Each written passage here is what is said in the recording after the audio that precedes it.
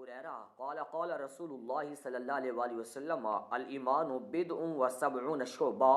فأفضلها قول لا إله إلا الله وأدناها إماتة الأذى عن الطريق والحياء شعبة من الإيمان۔ حضرت ابی ہریرہ رضی اللہ تعالیٰ عنہ راوی ہیں کہ آقا کریم علیہ الصلوۃ والسلام نے ارشاد فرمایا کہ ایمان کے 70 سے اوپر کے درجات ہیں، یعنی 70 سے کچھ اوپر کے درجے ہیں، اور ان میں سے افضل ترین درجہ یہ ہے کہ بندہ زبان حال سے اللہ کی وحدانیت کا اقرار کرے۔ وَأَدْنَاهَا، اور کم ترین درجہ، پست درجہ اور کمزور ترین درجہ ایمان کا یہ ہے کہ اماطۃ الاذی عن الطریق، کہ راستوں سے تکلیف دہ چیزوں کو ہٹا دینا، دور کر دینا۔ والحیاء شعبۃ من الایمان، اور حیا بھی ایمان کا حصہ قرار دیا۔ تو یعنی حدیث ایک ہے اور اس میں باتیں کافی ساری رسول اللہ نے بیان فرما دی کہ سب سے پہلے تو ایمان والوں کو خطاب کروایا، جیسے قرآن مجید میں ارشاد ہے نا کہ یا ایھا الذین آمنوا ادخلوا فی السلم کافہ،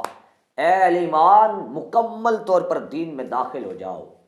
مکمل طور پر کیسے داخل ہونا ہے کہ یعنی جو چیزیں اسلام پسند کرتا ہے تمہارے لیے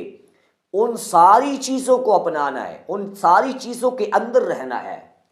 اور جن چیزوں کے اسلام نے تمہارے لیے ناپسند کیا ہے اور کراہت کا اظہار کیا ہے انہیں ترک کر دینا ہے، چھوڑ دینا ہے۔ اب یہ نہیں ہے کہ جو چیزیں ہمیں پسند ہیں وہ رکھ لیں اور جو اسلام کو پسند ہے وہ ہم چھوڑ دیں۔ فرمایا اسلام کا یہ معیار نہیں ہے، ایمان کا یہ معیار نہیں ہے۔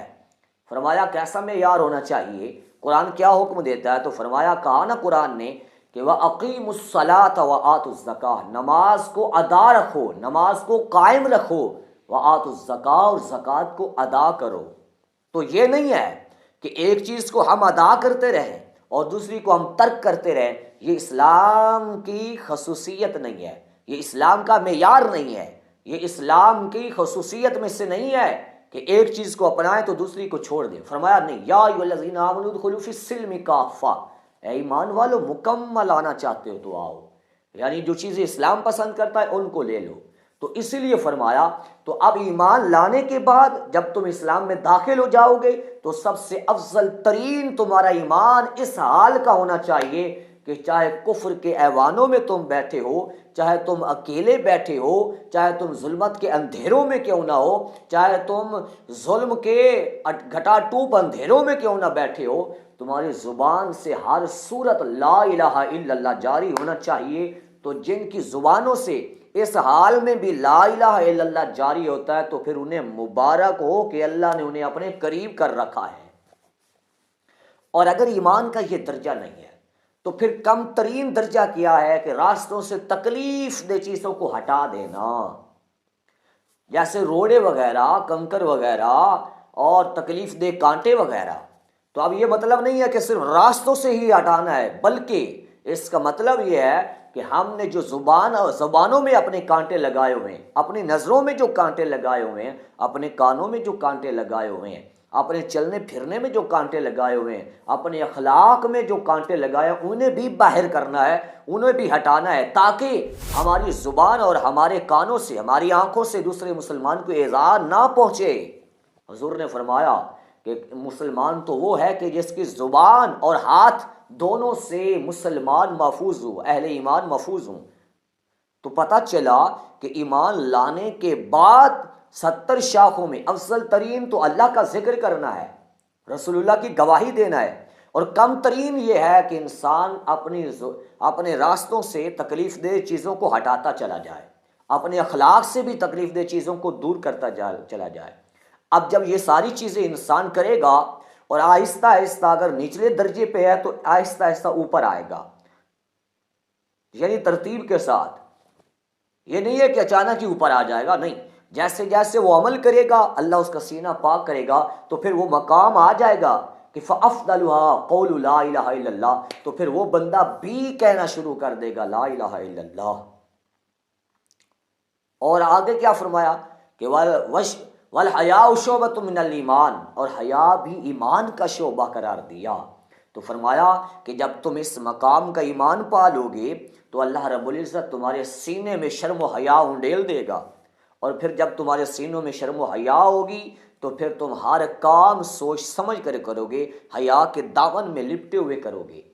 حضور علیہ السلام بیٹھے تھے، حضرت جبریل امین علیہ السلام نے فرمایا نا، عرض کی یا رسول اللہ مجھے بتائیے احسان کیا چیز ہے؟ تو آقا کریم علیہ السلام نے فرمایا فَإِن لَمْ تَكُنْ تَرَاهُ فَإِنَّهُ يَرَاكَ، اللہ کی عبادت یوں کیا کر کہ تو اسے دیکھتا ہے، اور اگر یہ مقام نہ پیدا کر سکے دل میں تو پھر یہ خیال کیا کر کہ کائنات کا خالق تجھے دیکھتا ہے۔ تو یہ کب پیدا ہوگا؟ جب ہماری نظروں کے تیر، جو ہماری آنکھوں کے تیر ہیں، وہ حیا میں تبدیل ہو جائیں گے، جب ہمارے کانوں کے تیر حیا میں تبدیل ہو جائیں گے، اور جب ہمارا ایمان کامل ہو جائے گا تو اللہ رب العزت ہمیں بھی وہ حیا کے دامن میں لپٹ کر عبادت کا وہ مزہ اور حلاوت عطا فرما دے گا۔ حضرت انس کہتے ہیں آقا کریم علیہ السلام نے فرمایا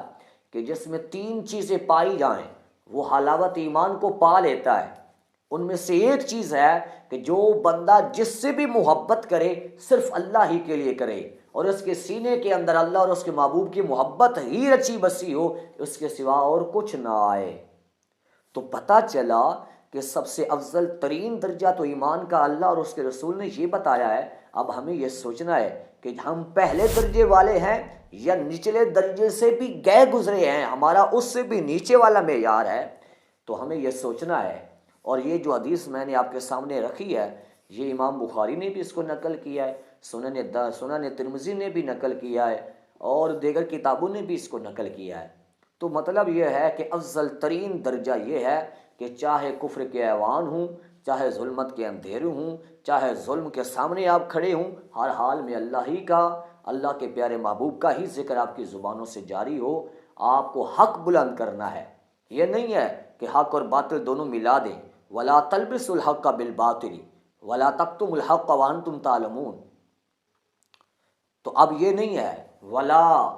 تَلْبِسُوا الْحَقَّ بِالْبَاطِلِ، حق کو باطل کے ساتھ نہ ملا، حق الگ کر باطل کو الگ کر۔ تو اللہ تعالی ہمیں یہ ایمانی درجات عطا فرمائے۔ اللہ رب العزت ہمیں حضور کا نمک حلال رکھے، آمین بجاہ النبی العظیم۔